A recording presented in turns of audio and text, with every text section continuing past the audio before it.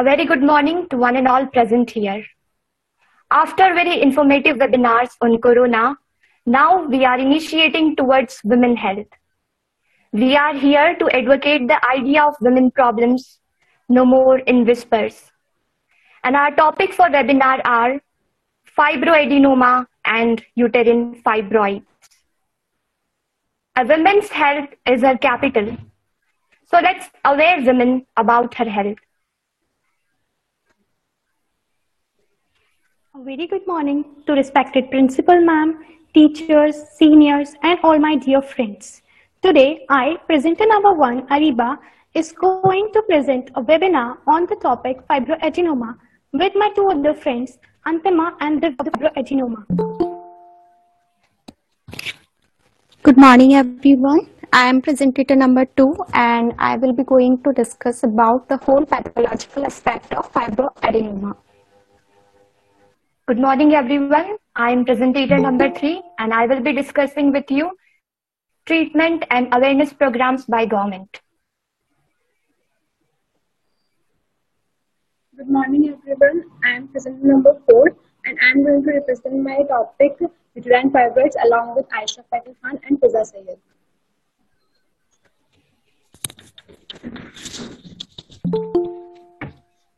Good morning, everyone. I'm speaker number 5, Aisha Patel Khan, and going to represent my topic on pathology and clinical manifestations.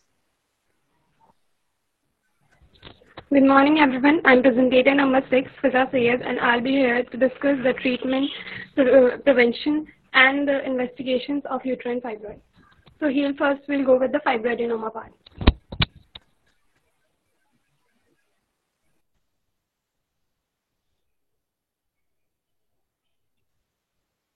Good morning once again.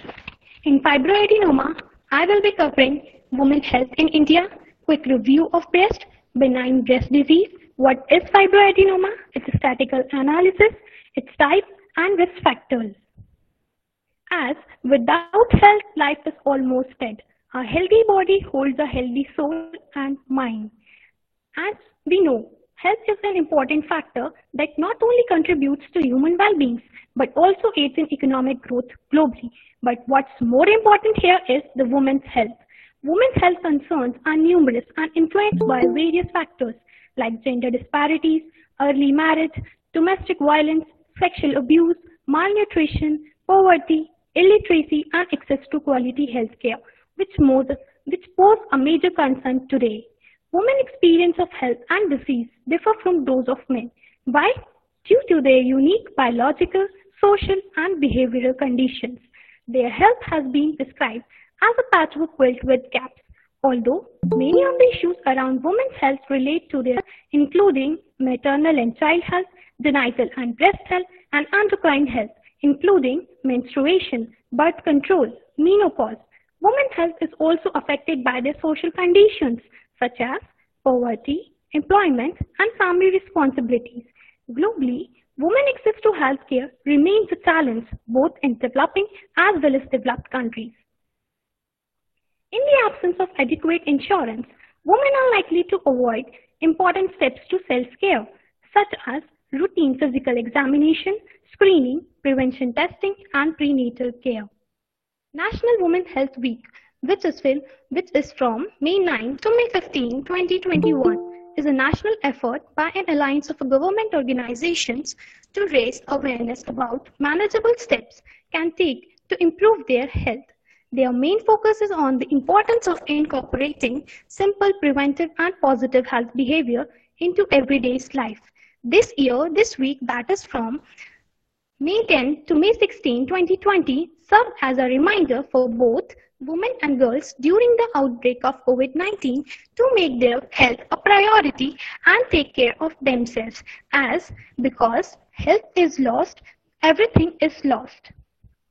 Now, what are the factors that determine the health concerns of women? They are malnutrition, poverty, illiteracy, inadequate health services, reproductive years, social and cultural influences, gender discrimination, domestic violence, low level of education, sexual abuse, less employment opportunities, poor environmental hygiene, early childbearing, early marriage, and safe abortions. Now, what is the prevalence of anemia among women? In India, about 53% women are anemic and about 50% of pregnant women are in India malnourished. The answer to this is less than 50% of women consumes a wholesome diet regularly, as only 47% consumes green vegetables daily, 45% consumes pulses daily, only 46% consumes fruits once in a week, and 30% consume meat, fish, or eggs daily. Now, what are the tips for healthy lifestyle? They are proper eating. Proper eating, like having a balanced and nutritious diet. Do not stress your body. Join the yoga classes, or else you can meditate 10 to 15 minutes in a day. Do exercise regularly. Daily going to morning walk. Should share your problems with your near ones. Fit your body. Do not avoid diseases and getting proper treatment, which is one of the neglected points nowadays. Following the doctor. Know your risk. Talk to your family members about your health history and to your doctor about your personal risk. Make health lifestyle choices. Maintain a healthy weight. Reduce the alcohol intake and add exercise to your routine. Know what is normal for you. Know how your breasts look and feel. Report any changes to your doctors right away. Get screened. Ask your doctor what tests are right for you. Women recommends annual mammogram starting at an age of 40 and a clinical exam at least every 3 years starting at the age of 20. Now, before coming on to the main topic, let's just have a quick review of the breast.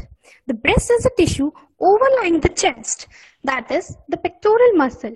Women breasts are made up of a specialized tissue that produces milk, that is the glandular tissue, as well as fatty tissues.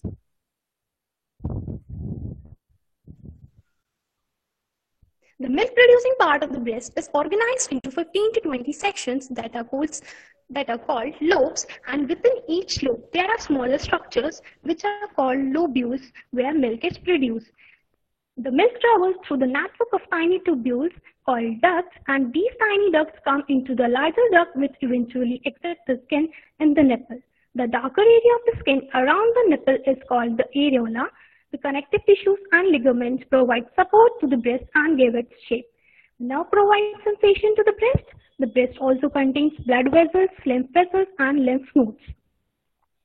The breast is divided by an invisible line into the 4 regions, and these 4 regions are known as the quadrants. The upper outer quadrant of the breast is mostly affected with the breast cancer and fibroadenoma, which is the closest to the armpit. As fibroadenoma is a benign breast disease, so let's just understand what are benign breast diseases. Benign breast diseases makes you more prone to getting breast lumps, but finding a lump can be scary, isn't it? But these benign changes, these breast changes are benign. That means they are not cancerous. If you feel a lump in your breast, your first thought may be that you might have a breast cancer. But fortunately, a majority of breast lumps are benign. That means they are not cancerous. While these breast changes are cancerous or life-threatening, they may increase your risk of developing breast cancers later on. ऐसे तो ये cancerous नहीं है, ना ही life threatening है, but इससे increase risk जरूर हो जाता है ब्रेस्ट कैंसर का. As it is a group of conditions marked by changes in the breast tissues that are benign. Now, what are the types of benign breast diseases? They are breast cyst, fibroadenomas, which we are going to study in detail, fibrocystic breast changes, hyperplasia, intraductal papilloma, mammary duct ectasia, traumatic fat necrosis. Now, what are the symptoms such as breast pain, nipple discharge, change in breast size, shape and contour, inverted, creased or scaly nipples, dimple, puckered or scaly breasts. Some of them are shown in the pictures. Like in mammary duct ectasia, the discharge is clear. In breast infection, the discharge is yellow, and in fibrocystic diseases, the discharge is green. Brown in the cases of fibrocystic disease, mammoid ectasia, and bloody in the cases of intraductal papilloma.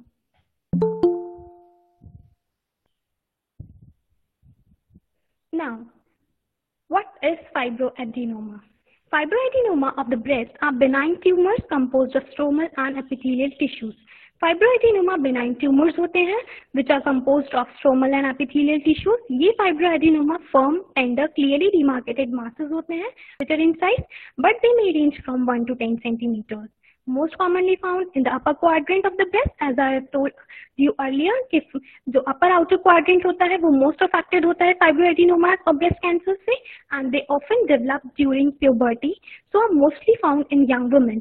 Adolescents are more prone to fibroadenomas, but they may occur in women of any age. They are also called, sometimes also called breast mice or breast mouse due to the high mobility rate in the breast. They are most common surgically treated breast masses in adolescents, which accounts for 44 to 94% biopsied breast lesions. They are assumed to be the aberrations of the normal breast development or product of hyperplastic processes rather than true neoplasm.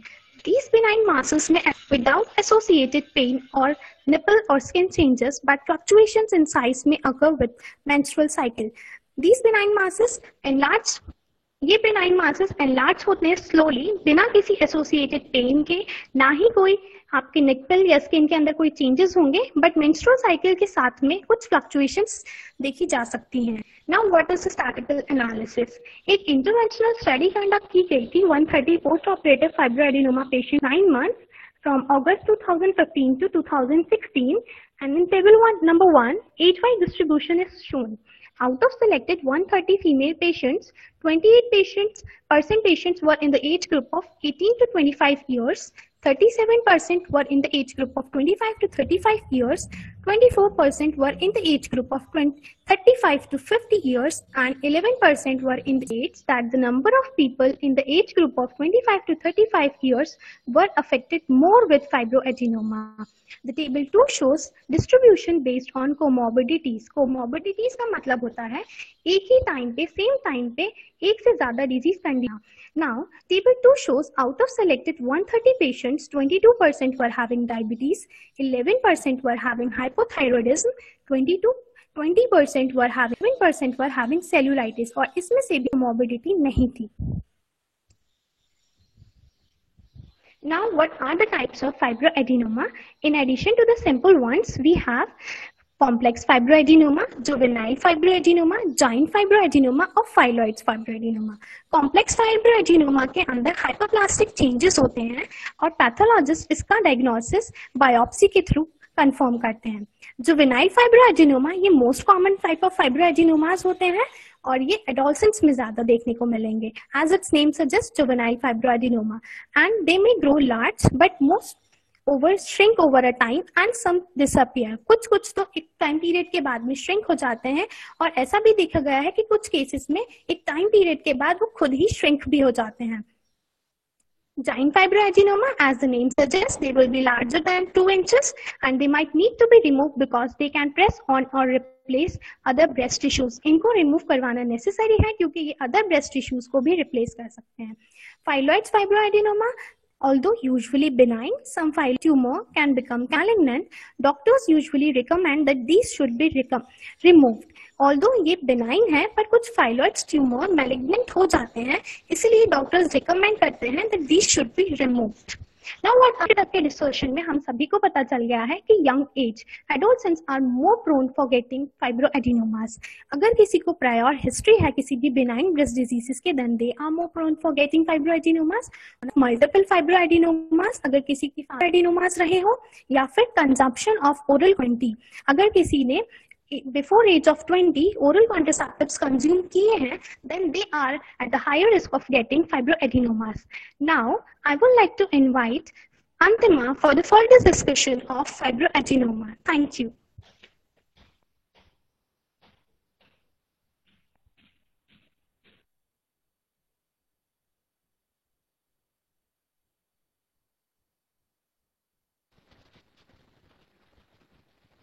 Hello, slides visible enough?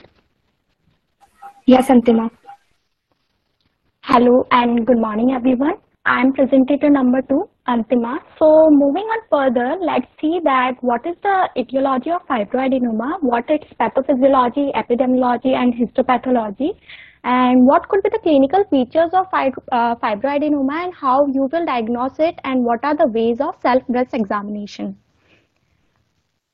So coming on its etiology part, like about 10% of women have one of the breast lump, often without ever knowing, but sadly we still don't know that what exactly causes fibroadenoma.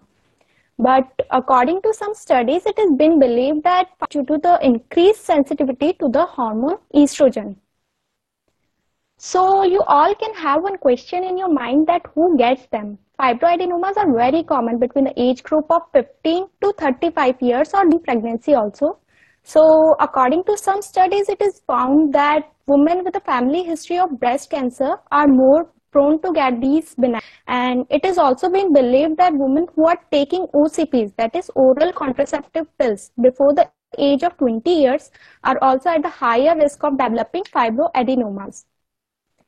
So let's see that how is this distortion in the normal physiology of the breast occur.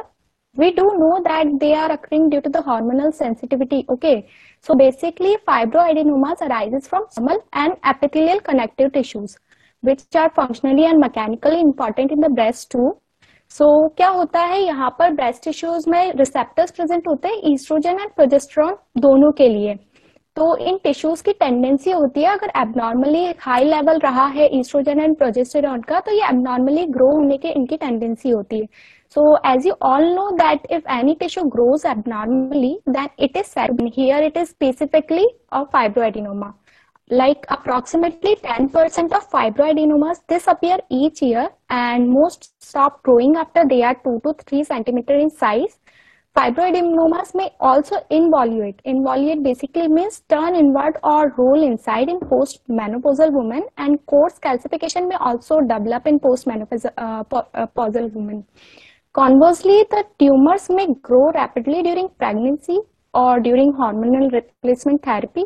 In these cases, they can stimulate malignancy too. Now moving on to its epidemiology part, like they are most commonest benign tumors of the breast, and 10% of the world population suffer from these fibroadenomas once in a lifetime. So they can occur at any age, but the median age is considered to be 25 years.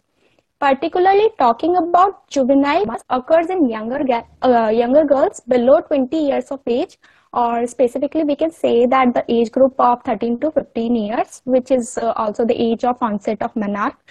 But whereas the complex fibroadenomas reported mainly in the older patient of age between 35 to 47 years.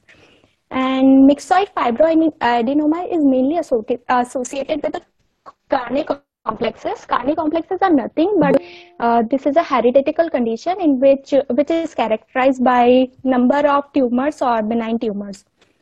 Like those who suffers from fibroadenomas have also higher risk of, that is 1.5 to 2 folds of developing breast cancer, and those who have complex fibroadenoma, the risk of having breast cancer is also increases by 3 folds. But there is no as such risk of developing breast cancer in cases of juvenile fibroadenomas. Like the incidence increases as the age advances. So let's see the histopathology of fibroadenoma. What we see in gross morphology, that they are firm, like having a solid structure, well circumscribed. This means enclosed within a certain limits, or maybe oval or disc shape with a rough surface. As you can see in the picture, the cut surface is looking hard and grayish white in color. And you can also see the slit-like spaces, which are basically formed by the compressed ducts. Okay, they may also have mucoid or fibrotic appearance, and the calcification may also take place in fibroadenomas. So I I have also shown here the histological figure of a normal breast tissue so that you can identify that is normal and what is pathological. So this is the normal breast tissue endoscope, and these oval structures you can see over here, these are basically acini, and this thin narrow along these white hollow structures are adipocytes. So these were all about the gross description. Now coming to its microscopic features, these contains both stromal and epithelial, basically two types of pattern, that is pericanalicular type and intracanalicular type. So pericanalicular type, this includes proliferation of stromal cells. Like proliferation, you can clearly see here that proliferation of stromal cells around epithelial cells. And in cases of intracanalicular type, it includes proliferation of stromal cells compressing the epithelial cells into the clefts. Like here in the picture, you can see that there is a pink area surrounding the ducts which are compressed by the stromal cells. So now let's see what are the unique histological features of various fibroadenomas. Like we can have myxoid fibroadenoma, complex fibroadenoma, and juvenile fibroadenoma. So myxoid fibroadenoma, like stroma, has myxoid kind of feature. Myxoid simply means connective tissue that looks more blue compared to normal connective tissue under the microscope. This is the histological slide of myxoid fibroadenoma. And now coming to complex fibroadenoma, in that calcification also may occur, and benign proliferation of terminal ducts can also be seen in cases of complex fibroadenoma. And in cases of juvenile fibroadenoma, stromal hyperplasia is there, and thin micropapillae you can see in the histological slide of juvenile fibroadenoma. So these were the variants of fibroadenoma. So now let's see what are the clinical features of fibroadenoma, as Ariba discussed earlier, of the breast. So on physical examination, we find that they are painless swellings which are very mobile under the breast tissue, hence referred as breast mouse, as Ariba discussed earlier, and they are also well localized, hard, non-tender benign tumors, but they can be tendered before the menses. Be done on the basis of three criteria. On the basis of clinical, we can further go for age and manual examination. In imaging, we can go for ultrasound and mammography, and in cytology, we can go for fine needle aspiration and core cut biopsy. So on the basis of age, doctor can assess, as you all know, that the incidence decreases of having fibroadenoma as the age advances. And manual examination includes breast examination and palpitation method. In imaging techniques, we have ultrasound and mammography. Mammography is nothing but a breast X-ray, and cytology.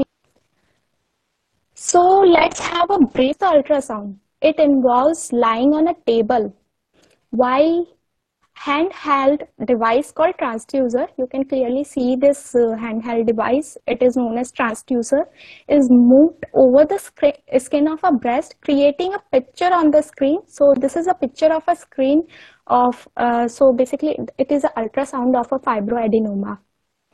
And the second picture is of breast mammography. It is an X-ray of a breast taken while the breast is compressed. So breast is compressed between the two flat surfaces. Here you can clearly see in this picture that the breast is compressed between the two flat surfaces. And fibroadenoma, this is a mammogram. Fibroadenoma on mammogram appears as a distinct area from the other breast tissue. You can clearly see this distinct area, a shadow of a fibroadenoma, in the mammogram picture. So these were the diagnosis on the basis of imaging. Now, just to confirm the malignancy, we perform either fine needle aspiration or core cut biopsy test. So fine needle aspiration, this involves inserting a needle into the breast and removing small pieces of tumor or cells. The tissue will then sent to the laboratory for microscopic examination. And in core cut biopsy and core needle biopsy, this requires use of large needle. like we use large needle than a fine needle biopsy and removes a core of tissue rather than a collection of cells. Like bigger tissue of cells are included in conidal biopsy, and then same the piece of tissue is sent to a laboratory for microscopic examination.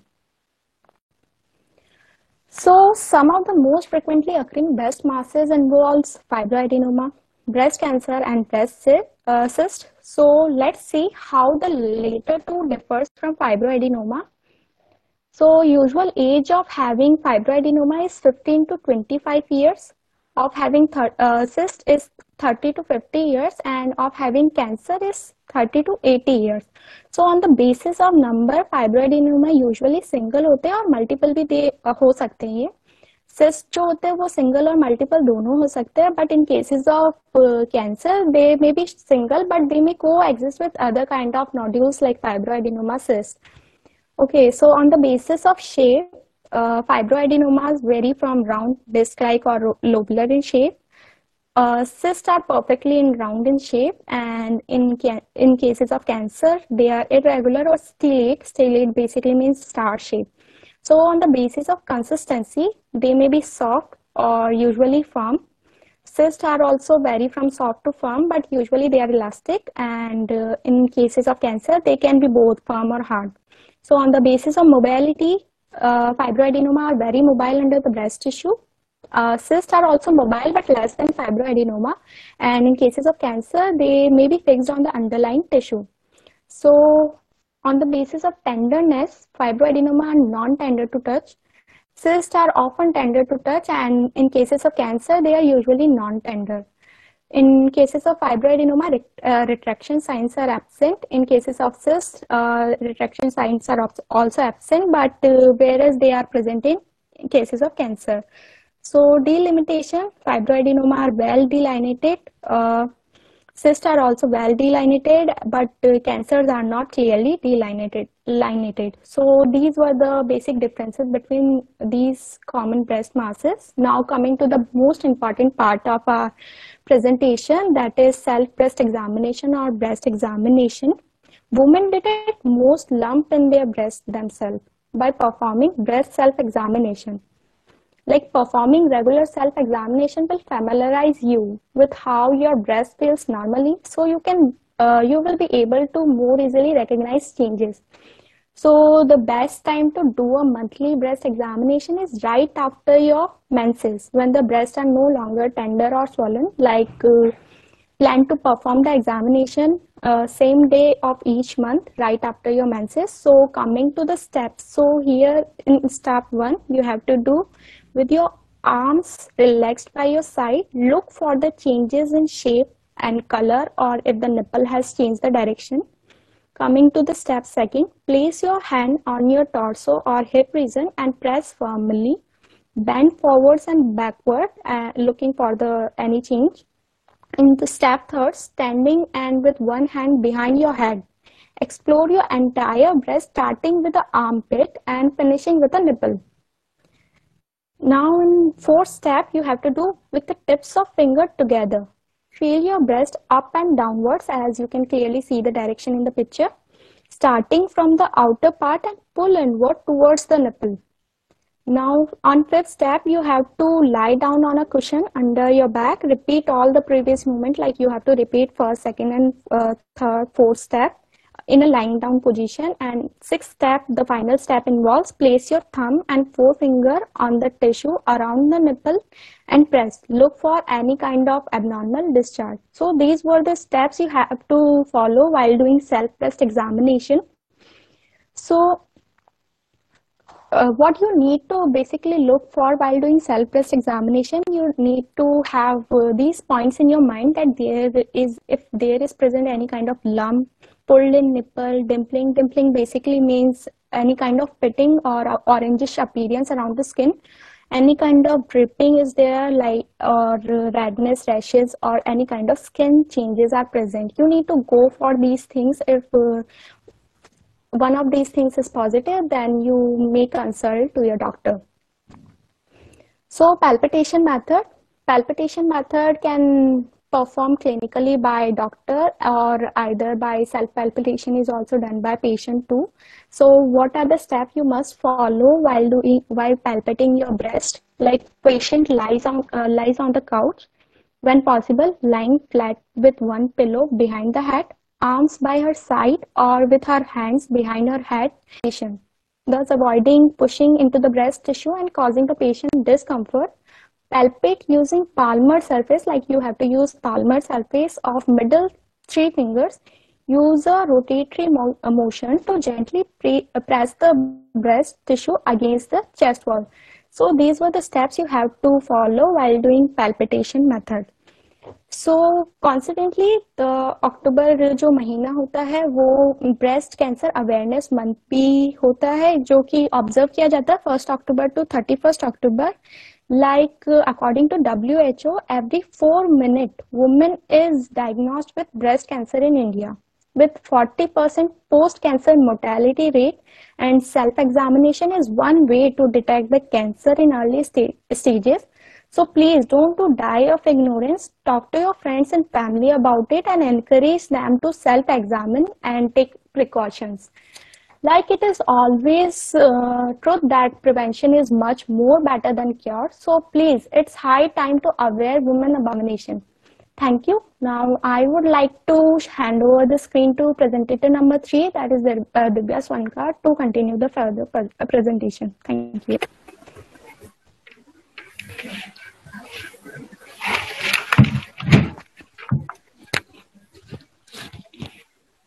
Good morning, everyone. Now I will be covering prognosis, treatment, and awareness program. So prognosis meaning future course of disease, because most of the benign masses shrink in size with time, so we can say its prognosis is good.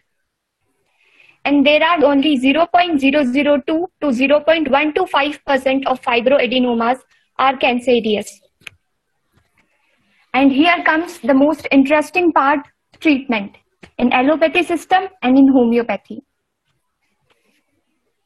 In allopathy system, fibroadenomas, doctor recommends surgery if your biopsy is abnormal, or fibroadenoma is extremely large or getting bigger and causing symptoms like it is getting painful, or for psychological satisfaction of patient. Surgery is the only treatment in allopathy. And first we have is lumpectomy. It is the process in which non-cancerous tumor such as fibroadenoma of the breast is removed. अगर आपको surgery करवानी है, then you have to go to general surgeon, don't go to gynecologist. And it's a very simple procedure of 45 minutes to 1 hour, जिसमें patient को general anesthesia देकर बेहोश किया जाता है और local anesthesia may be given. Then incision made under areola or crease beneath breast, and non-cancerous parts such as fibroadenoma of the breast is removed. The surgeon will close your skin with stitches or staples, and sometimes a drain tube may be placed to remove extra fluid. Doctors after surgery recommends to get screening done in 6 months and breast self-examination every month. This will monitor the progression of lump to know whether it would require any form of medical intervention. And there are many risks associated with surgery, such as bleeding, reactions to the medicines, infection, and the appearance of your breast may change after surgery. You may notice dimpling, a scar, or a difference in shape between your breast. Also, the area of breast around the incision may be numb. Another technique we have is cryoablation, in which cryoprobe is inserted into the tumor, and under minus 70 degrees Celsius temperature, through liquid nitrogen gases, tumor gets freeze and it destroys the tissue. Now comes most interesting part, our homeopathy. And homeopathy is strongly suggested in treatment of fibroadenomas because certain complications associated with surgery, and homeopathy prevents reoccurrence of fibroadenoma. So there are various medicines we have, and first is Conium maculatum, among one of the treasures of Hahnemann, and it is indicated when mammary glands are hard and sore, inflamed, and there is discharge of pus from the nipples, burning and stinging pains in the breast. Patient is irritable, sad and melancholic. Problems, aggravation from cold food, cold drinks, and turning from side to side on bed. And amelioration from warm room, warm food. Next important medicine we have is Calcarea carbonicum. When tumors are calcified and patient is fair, fat, flabby. Aggravation from cold things and general amelioration from hot, dry weather. Next in the queue is another important medicine, Calcarea florica. And it is indicated when the lump is movable, as Ariba has discussed with you, breast lump because of mobility of lump in the breast. And the patient is chilly. Mostly nodules are in upper right quadrant of breast. Aggravation from cold drinks and amelioration from warmth in general. Other important medicines we do have like Pulsatilla nigricans, Phytoleca, Thuja, Calcarea iodium, Phosphorus, Calendula. Now I have a very interesting case study with me, a very complicated case of fibroadenoma successfully cured in homeopathy. It's a case of 35-year-old woman, and she was diagnosed by a lump in her left breast at 2011, and the pain is aggravated by slightest touch or jar. Surgery was performed, so twice she went through surgery, but again fibroadenoma reoccurred. Then someone suggested her to go for homeopathic approach and took a position. Patient was anxious and feared during the time of her complaints, desired companies, and patient was hot in thermals, dark complexed, and conium maculatum in LM potency was given to the patient. This is the mammograph report of patient. So after 4 months of treatment, on 8/02/2018, her mammograph reports were normal. So this was very interesting case, successfully treated by homeopathy. Now comes very important part, preventions. As well said, preventions are better than cure. So what preventive measures you can take to reduce the chances of getting fibroadenomas? Intake of fruits and vegetables, doing regular exercises. Natural menopause means not going through any surgery like oophorectomy. Healthy diet. Take fruits and vegetables. Consume vitamin E in your food like fishes, nuts, walnuts. Intake vitamin C enriched foods like oranges, amla, mangoes. Consume keratin rich food like carrots, melons, oranges. Include low-fat food in your diet like skimmed milk, low-fat cheese, low-fat cottage cheese. Consume high fibrous food like whole cereals, green leafy vegetables, and avoid high-fat foods, fried foods, and caffeine. So why it is important to aware people about their health? Because in the era of speedy development and drastic social change, people give least attention to their health. Health status of women in India. So it will be very shocking for you to know that India reported 1,62,468 cases of breast cancer according to 2018 census report. And 51% of women in India are anemic. And according to 2018 report, 97,000 cases of cervical cancer is reported in India. And there are many health-related complications like fibroadenomas, PCOS, uterine cancers, and uterine fibroids. Most common tumors of breast is fibroadenoma, and 10% of the women have fibroadenoma once in their life, and most of them do not know it. As Antima discussed with you, breast self-examination. So only 26% of women in India are know of it, out of which only 5% of women perform it regularly. Ignorance of fibroadenoma, because around 33% women को लगता है because they don't need it, and 31% of women are not aware of it. 14% of women are too lazy to get it done, and 14% are too young to get it done. Reasons for India lacking in women health are lack of healthcare facilities. Again, it will be very shocking for you to know that India ranks 150th among 195 countries in healthcare system of medicine, and there are lack of oncological centers for getting screening done. And malnutrition among women, lack of awareness, ignorance. Westernization means lack of exercise, taking junk food, and moral issues associated with women in India.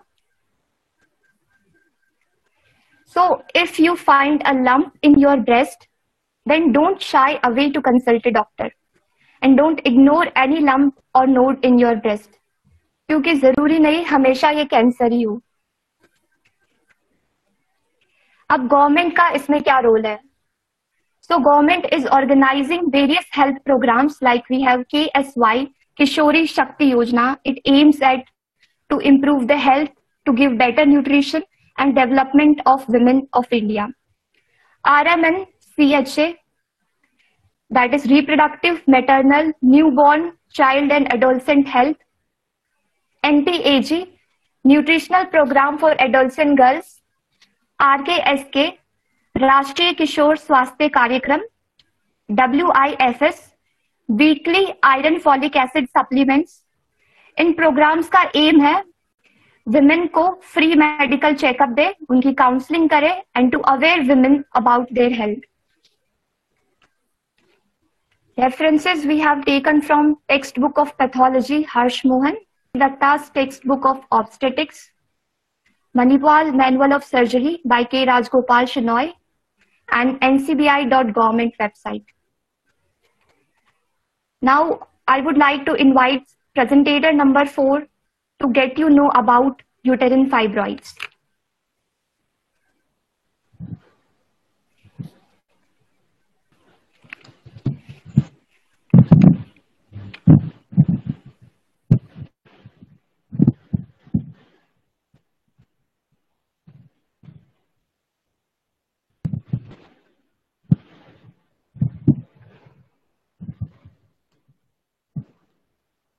Is it visible? Yes. थोड़ा सा zoom कर दो. ठीक है? हाँ, ठीक है. So I'm going to discuss about uterine fibroids.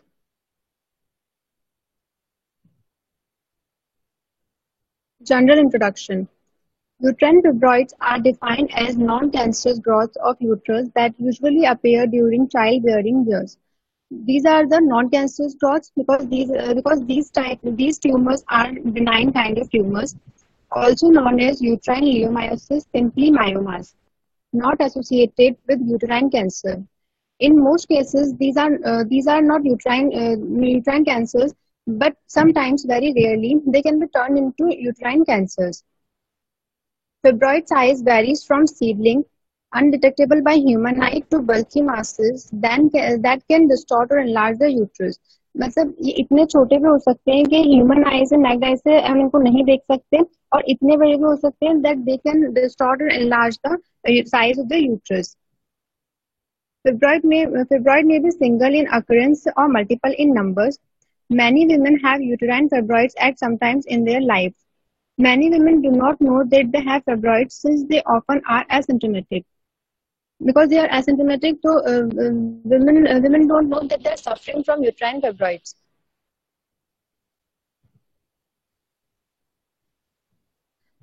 Now, what is fibroid? Actually, fibroid is a misnomer because there is very little connective tissue in it. Its other name is leiomyoma or myoma.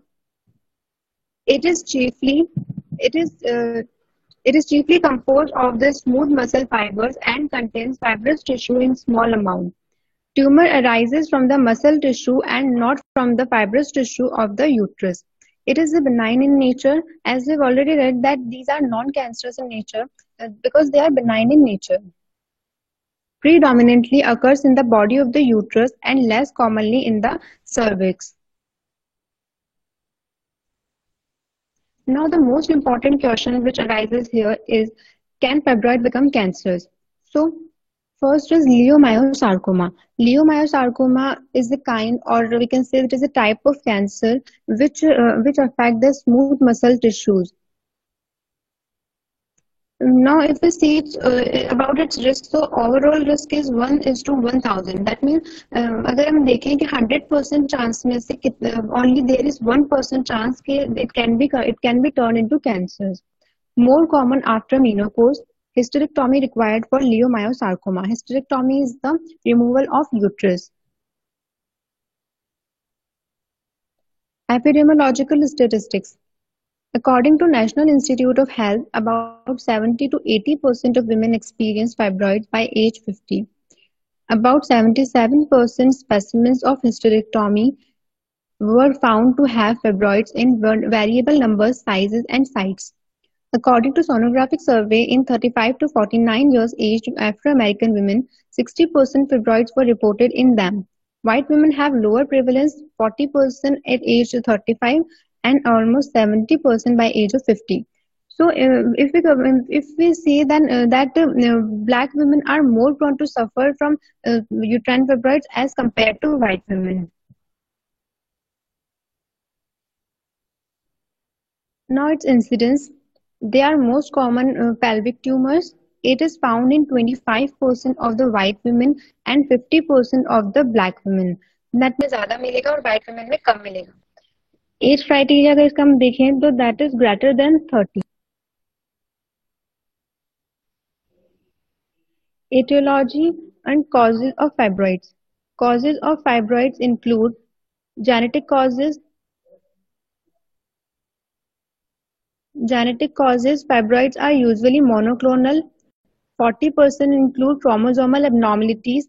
60% include undetected mutations. Now, what are the chromosomal abnormalities? So, chromosomal abnormalities include translocation between chromosomes 12 and 14, deletion of chromosome 7, and trisomy of chromosome 12. If there is trisomy of the chromosome 12, then there will be a large tumor. Now, hormones. Hormones, estrogen and progesterone, hormone that stimulate development of the uterine lining during each menstrual cycle in preparation of pregnancy, promotes fibroid growth. These hormones promote the fibroid growth. Fibroids contains more estrogen and progesterone receptors than normal uterine muscle cells do. Estrogen induces increased expression of progesterone receptors, promotes oncogenic effect of progesterone. This explains why fibroids tends to shrink after menopause. Fibroids tends to occur during HRT-ERT. HRT is hormonal replacement therapy and ERT is estrogen replacement therapy. Growth hormone. Growth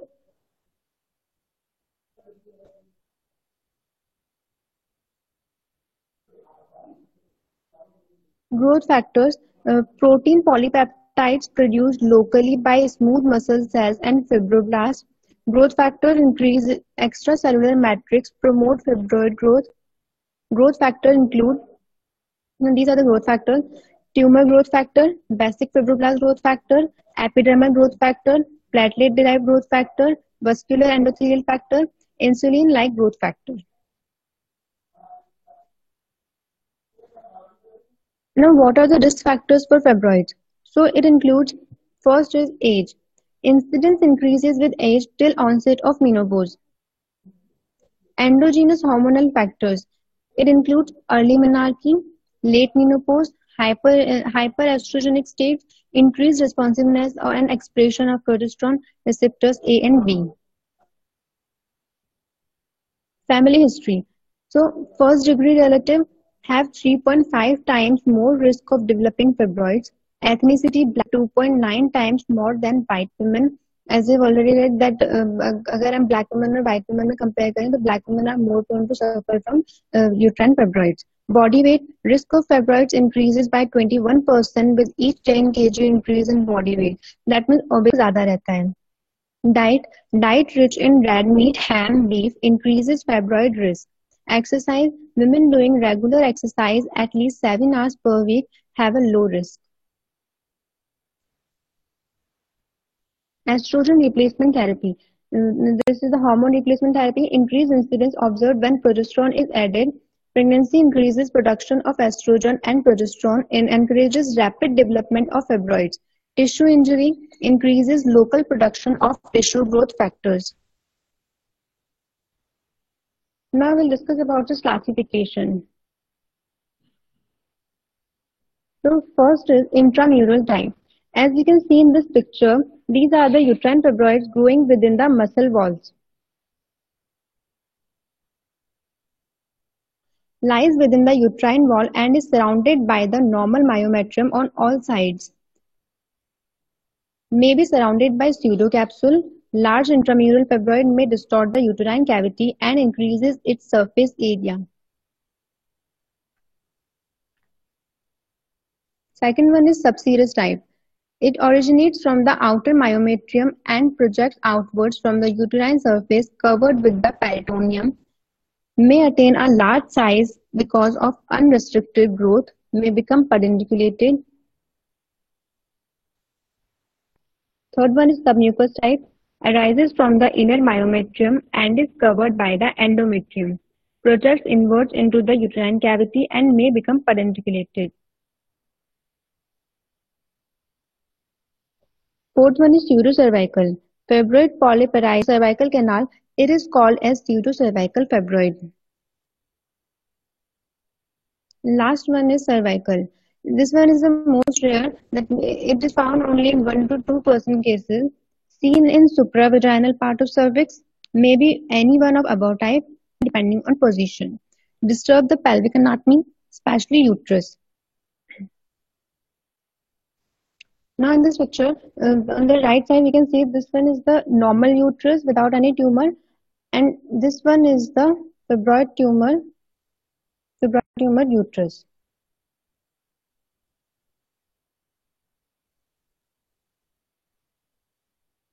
Now for further information, I would like to share a screen with Aisha Peker Khan.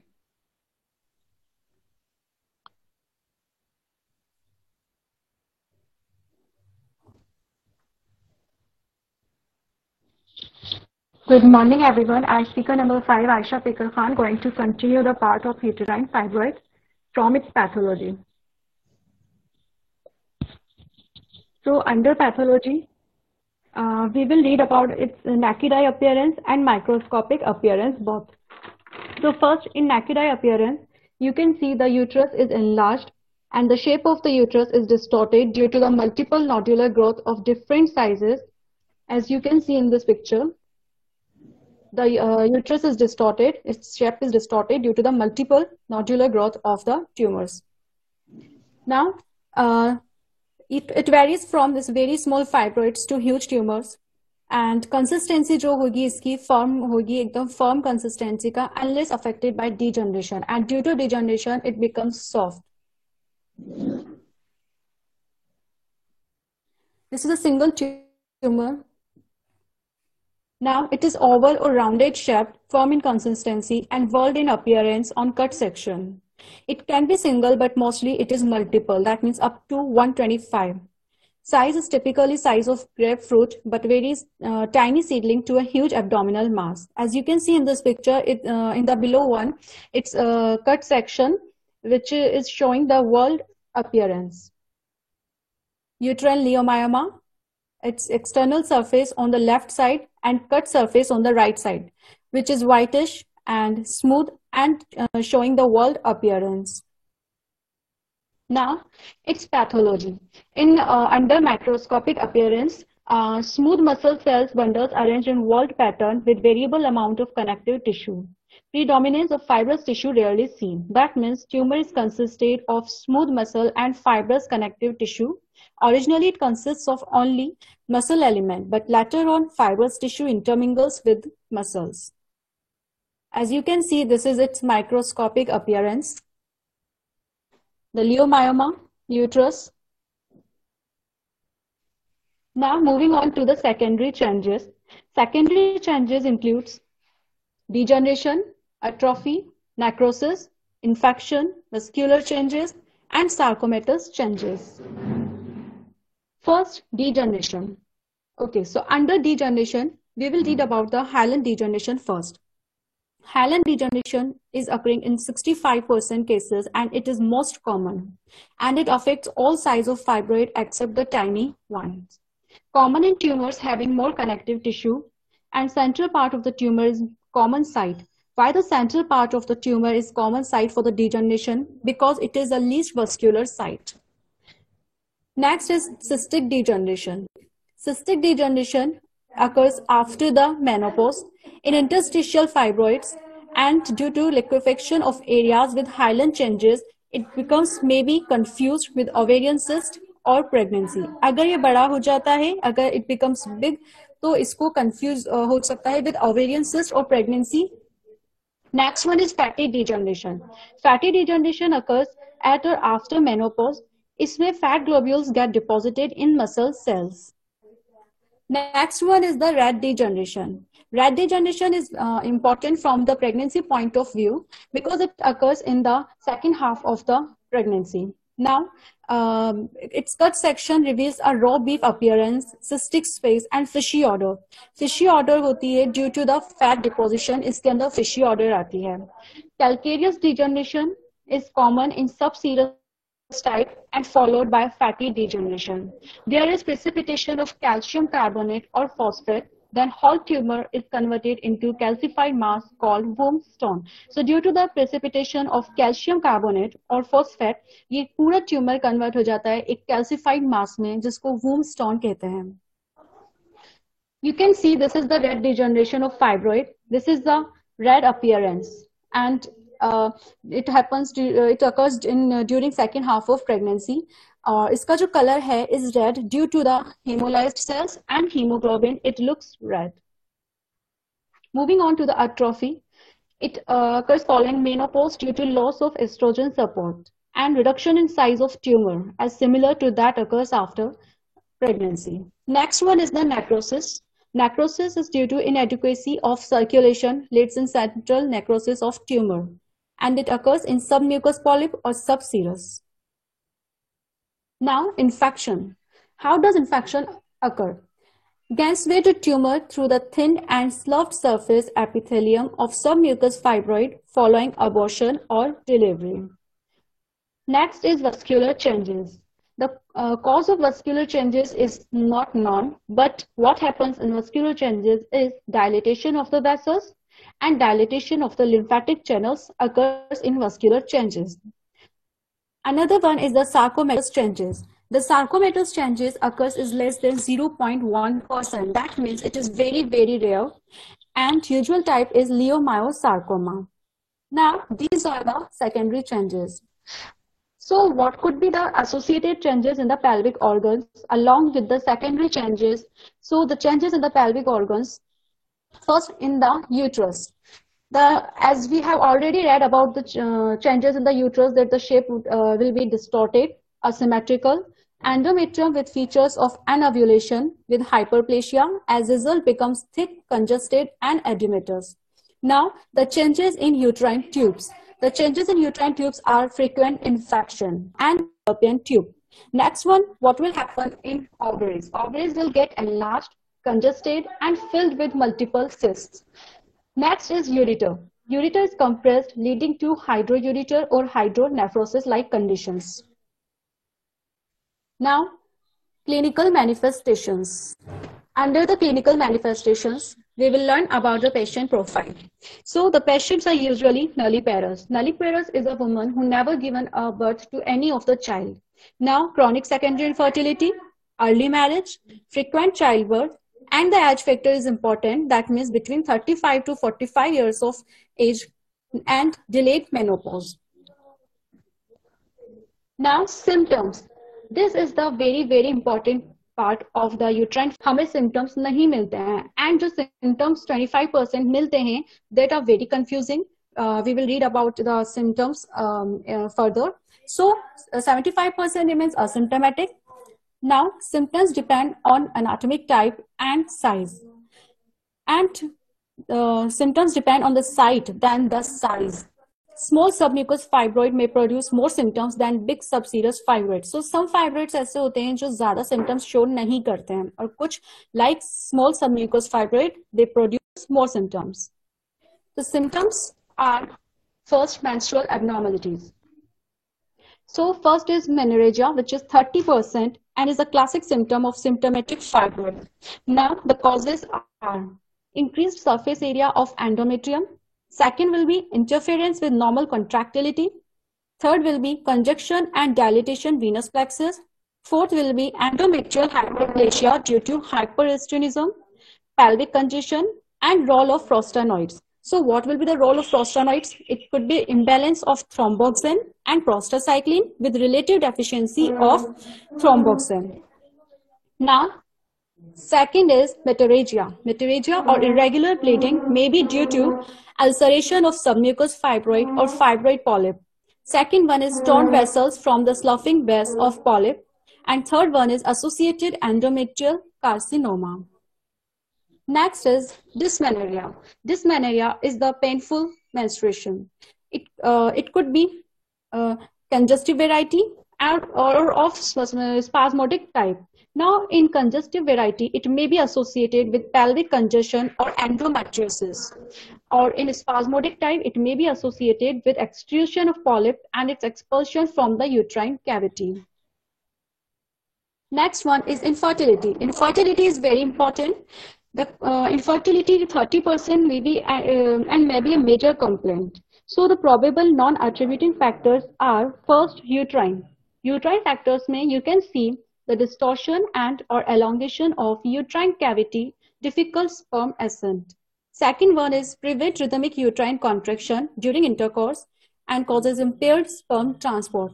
Third one is congestion and dilatation of endometrial venous plexus and causes defective nidation. Defective nidation, that means nidation matlab implantation. Atrophy and ulceration of endometrium. It will also cause defective nidation. Now, the factor under tubal is इसमें आपको blockage, connual block due position of fibroid, marked elongation of tubes over big fibroid, and association salpingitis with tubal block. That means fallopian tube के अंदर inflammation होगा. Third one is ovarian. Anovulation इसका cause रहेगा. That means absence of ovulation. Fourth is peritoneal and the cause is endometriosis. And fifth factor is unknown and it is the majority of the factors. Now, pregnancy related problems. Pregnancy related problems is very important. And इसमें आपका abortion, preterm labor, IUGR, intrauterine growth restriction, and PPH, that means postpartum hemorrhage इसके अंदर होंगे. Now इन सब का causes क्या होगा? तो the causes of these related problems are defective implantation of placenta, second poorly developed endometrium, and third could be the reduced space for the growing fetus. Due to these causes, pregnancy related problems will occur. Now pain lower abdomen. So the fibroids are kind of important is that because fibroids usually don't show any kind of pain. So इसी वजह से जो women होती हैं, they don't get to know that they are suffering from uterine fibroids. उनको कोई pain नहीं होता, तो ऐसा कोई symptom नहीं मिलता है. So painless होते हैं और जब pain होता है तो it could be due to tumor. Tumor के अंदर it could be due to degeneration, torsion, subserous pedunculated fibroid, and extrusion of polyp. If it is associated with pathology, so it could be due to endometriosis and PID. PID is pelvic inflammatory disease. Now, moving on to the abdominal swellings. इसके अंदर heaviness होगी in the lower abdomen. That means patient को एक sense होगा heaviness का in the lower abdomen. और जो female जो विमेन होती हैं उनको फील होगा एक lump in the lower abdomen. Even without any other symptom it could be possible. Now pressure symptoms क्या होंगे? प्रेशर सिम्टम्स जो होंगे बहुत ज्यादा नहीं होते. They are very rare in body fibroids. And इसके अंदर आपका constipation, dysuria, retention of urine, hydroureter, hydronephrosis, infection, and pyelitis. Now, last one, sign.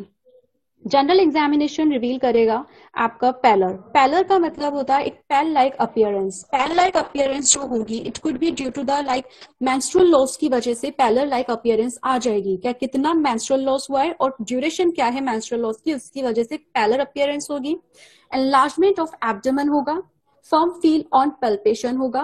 Restricted mobility होगी. रेस्ट्रिक्टेड मोबिलिटी होगी but from above to downwards, but can move from side to side. Now, next one is dullness on percussion. 6. Bimanual findings के time पे you will get to know that uterus को आपको बिल्कुल irregular लगेगा. यानी कि uterus is not felt separated from the swelling and as such a groove is not felt between the uterus and the mass.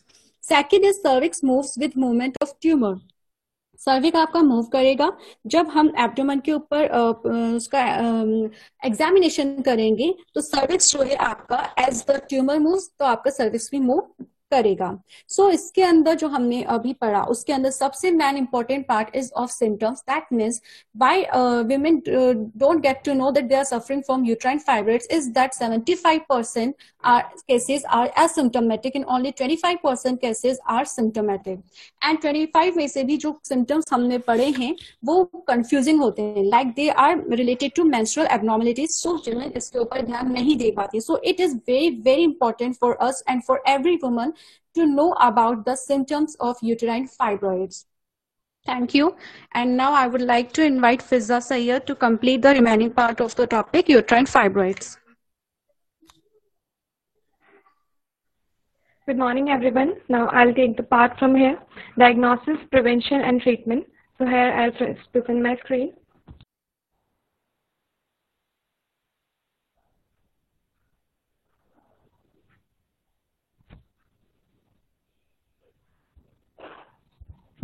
Am I audible? Yes, Fiza. Hello? Yes, Fiza, you are Here I'll audible. be covering the parts over here. Okay. So here I'll be covering the parts, investigation, management, our homeopathic treatment, some cervical fibroids related with uterine fibroids, that's a part of uterus cervix, awareness programs, and some do's and don'ts. First, we'll go with the investigation part. Investigation is very important as fibroids are more often found during routine pelvic examination, mostly during routine pelvic examination and in asymptomatic cases where woman goes for some other pathology treatment. So he'll get to know accidentally that she is suffering from fibroid. In additional to complete medical history, physical, pelvic, abdominal examination, these number of tests show more information about fibroids. So there are some tests which show that you are suffering from fibroids. There are some major tests being undertaken. First is transvaginal ultrasound. It can accurately assess the myoma location, dimension, volume, and also adnexal pathology. Myoma location कहाँ है? Dimension क्या size है उसका? Volume कितना area cover कर रहा है? And adnexal pathology, commonly called MRI. It is more accurately than ultrasound. ये ultrasound से ज़्यादा accurate है, but more expensive. ये ज़्यादा expensive है, इसलिए rural area में तो कहीं available भी नहीं होता है and not widely available. Laparoscopy, What's laparoscopy now? It's just an examination of our laparoscopy is simply a tube. In front of that, a camera is inserted, and that is being inserted by giving a cut over our lower navel area, and the tube is inserted, and the pathology, if underlying on any organ, it can be visualized. And then with the help of this, we can identify subserous fibroids as because they are uterus by a hysteroscope. Hysteroscope is same as laparoscopy, and hysteroscopy, we only examine uterus, so the name is hysteroscopy. Is of help to detect submucous fibroid and intramural fibroid as they are present inside the uterus. And in cases of not able to give birth to the child, so we could assess what's the pathology going on inside the uterus. So this test is helpful in that case even. Uterine curettage. Uterine curettage is basically a cleaning. Like if one gets abortion, then the cleaning after that, and to study the endometrial pattern, uterine curettage can also be used. CT scan. It takes multiple images from different angles, which is helpful to understand a complete picture. Multiple X-ray images जो होती हैं, that is CT scan, and in these pictures you can see the first one is ultrasound, transvaginal ultrasound, and the second one is MRI. You can see that MRI is more clear and understandable than ultrasound, and this is laparoscopy. Done by lapro. Now, differential diagnosis, it can be confused with pregnancy. Differential diagnosis means you are not suffering from fibroids, but you are getting a symptom similar to fibroids. Then what could be the other reason for that? That could be there are two types of fibroids, asymptomatic and symptomatic. So there are two types of management even, asymptomatic and symptomatic. Asymptomatic, as the name suggests, symptoms aren't there. So when management part comes here, then when fibroids are detected accidentally on routine examination or complaints other than fibroid, means you are going for a doctor for not related complaints for the fibroid, but you are having some other complaints, so you go for the doctor and get to know that you are suffering from uterine fibroid. Yeah, that's the case. These are dealt as diagnosis should be done prior to contemplating expected management. First of all, a proper diagnosis should be done, and then indication of expected management is when the size is less than 12 weeks of pregnancy. Yeah, here we compare it with this pregnancy size as the uterus get enlarged a little bit if the fibroid is enlarged. And then symptomatic management means symptoms get to appear over there. Most of the cases in allopathy, they only palliate, they don't treat, right? So, or in rare cases as an alternative to surgery. And either they delay the time for surgery, or either they treat it like that there will not be surgery for that. Anti-progesterone pills they will give to reduce the fibroid size, as increase of the size is just because of progesterone and estrogen hormones. Then GnRH antagonist, as GnRH stimulate the ovaries to release estrogen progesterone. So if they give that antagonist that decrease the GnRH secretion, so they'll shrink the ovaries and pituitary. Then prostaglandin synthesis inhibitors to release pain, as prostaglandin is mainly released when pain is there. And selective progesterone research modulator, that are SPRMS. Some surgical interventions. There are 4 major surgical measures to treat uterine fibroids. First, we'll talk about myomectomy, that is removal of that particular fibroid from the uterus. We do it by laparotomy, laparoscopy, or hysteroscopy. We've discussed this before. Depends on the site. Means hysteroscopy is done in that intramural and submucous fibroids, and laparoscopy is done for subserous fibroids. To preserve the fertility means if the couple is not even having a baby, so we have to do this to maintain the fertility of women. Pre-treatment with GnRH analog, this will shrink the size. If we give GnRH analogs that like antagonists, then they will shrink the size of the fibroids, and consent of hysterectomy should be taken before myomectomy, because eventually if a surgeon usually results into hysterectomy. Why so? Because of the uterus, and the uterus which after myomectomy is of no use, so they'll take it even out. Hysterectomy, no valid reason for myomectomy. It's done जब myomectomy का कोई specific reason नहीं मिल रहा हो कि हाँ हमें इसलिए करनी है. There is no chance for reoccurrence, or hysterectomy होने के बाद कोई रिकरेंस का चांस नहीं होगा क्योंकि यूट्रस से रिमूव कर दिया. Adnexal pathology also remove. अगर यूट्रस के आसपास कोई एडनेक्सल पैथोलॉजी है तो वो भी रिमूव हो जाती है इसके साथ. Uterine artery embolization. It's a technique where a catheter is inserted in the uterine artery and then it's been taken to the site where the fibroid is drenching the blood, and it causes avascular necrosis over there as some chemicals that inserted with that, which causes necrosis, and then apoptosis will go over. Does not need knife and scalpel, so non-surgical procedure. Some say that it's not a surgical procedure because they are not using any knife or scalpel, but it's a surgery. You are using a catheter, no? Magnetic resonance guided focus ultrasound. It's just like an MRI machine. Like this MRI machine, we'll go inside that machine, and a focused high energy ultrasound waves induce coagulative necrosis and myoma. Means that the ultrasound rays will necrose the myoma or the fibroid present in the uterus. Now, what our homeopathy do in uterine fibroids? First, some homeopathic medicines used to treat uterine fibroids are: first is calcarea carb, with too early, too profuse, too long-lasting menses, vertigo, thick yellow leukorrhea.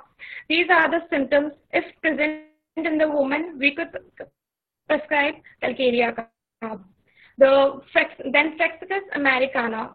Every third homeopathy doctor, if a case comes to him and says that she is suffering from uterine fibroids, then he will definitely going to give him one Frexicus americana. Bearing down sensation in pelvis. This is the marked symptom of Frexicus americana. Talispai bursa. That's the next medicine. Uterine hemorrhage long lasting for more than 15 days. If the hemorrhage is more than 15 days and the blood is dark and clotted, this is the characteristic feature of the blood. Clotted or dark aega. Meteorrhagia with violent cramps and uterine colic. It's also a characteristic feature, means pain lekar aayegi, pain ki complaint lekar aayegi woman. And then trillium pin, bright red hemorrhage. Bright red hemorrhage. उसमें तो कैसा था dark और clotted, इसमें मिलेगा एकदम bright red hemorrhage. उसके साथ साथ हमें मिलेगी complaint back pain radiate to hip. Slightest movement causes return of bleeding. Means थोड़ा सा भी चलने से bleeding की problem होगी उस woman को. Then sabina, blood comes in partly clotted and partly fluid part. We can contrastingly differentiate as the symptoms are also different. So slightest movement causes return lying in supine position. If उसका amelioration सबसे मार्ग है, अगर इससे ऐसे amelioration मिलता है, then sabina is prescribed. Belladonna, painful menses with profuse bleeding of bright red color, then belladonna is prescribed.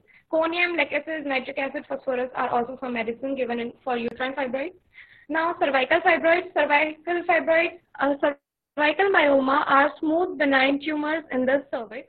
Cervix में अगर कोई smooth benign tumor मिलता है, then it's called cervical fibroid. These myoma may bleed and may cause retention of urine, constipation, vascular obstruction, and may cause pain. अगर वो myoma enlarge हो जाए और means ureter को दबाता है तो retention of urine मिलेगा, constipation मिलेगा, if rectum को push करेगा, vascular obstruction मिलेगा अगर blood vessels को affect कर रहा है, and may cause pain. On the basis of location, it is divided into anterior, so anterior cervical fibroid, posterior, then posterior cervical fibroid, lateral cervical fibroid, and central, then central cervical. Some awareness programs. White dress, some awareness programs going outside India, inside India going has been discussed by Divya Sunkar. And outside India going are white dress project, fibroid foundation, care about fibroid, women changing the story. And July is the awareness month of uterine fibroid. Now this white dress project, a woman called Nikim Ocean is from African descent, was diagnosed with uterine fibroid accidentally. And she is from a very upper middle class family since she was not knowing. So she said that according to estimation survey on women health, it's been estimated that 49% of women, those who are suffering from uterine fibroids and having symptoms, get to neglect that they will treat by themselves only, or it's not that important even. So they neglect, and the symptoms start to get severe, and the only treatment after that is going to be surgery. We have to remove their uterus. So it's very means like we could say that lack of awareness among women, or they neglect that it's not important. So ladies, please, it's very important. Try to get aware of your health. Some do's and don'ts. Some do's are balance your body weight. Obesity is the main reason for risk factor for the uterine fibroids. Some fruits and vegetables we could take daily, even healthy fats like dry fruits, nuts, and fish, etc. Increase intake of calcium-rich food like dairy products, milk, cheese, butter, etc. Yoga, yes, right, yoga se hoga. So start doing exercise and yoga. Don'ts, no to alcohol. Alcohol is said to increase the receptor of estrogen. So if the receptors is being increased, then obviously the overactivity of estrogen will lead to fibroids. Decrease intake of caffeine, no chai, no coffee, no brownie. No canned and preserved food, no colored food. No red meat. This will increase the risk of uterine fibroid. Prevention is always better than cure, but some risks are inevitable and we cannot control them, like age, race, genetic causes.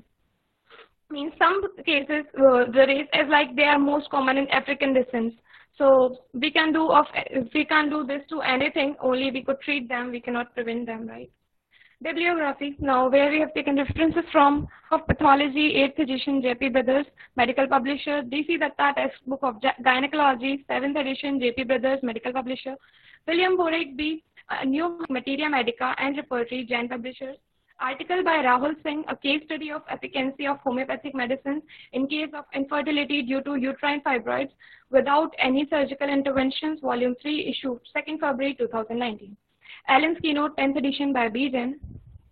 Thank you. Now here will rest my part, and I will especially thanks to all the teachers present over here and our mentor, Dr. Jasmeet Boss and Dr. Abhishek sir for guiding us, and all my batchmates for listening to me. Thank you.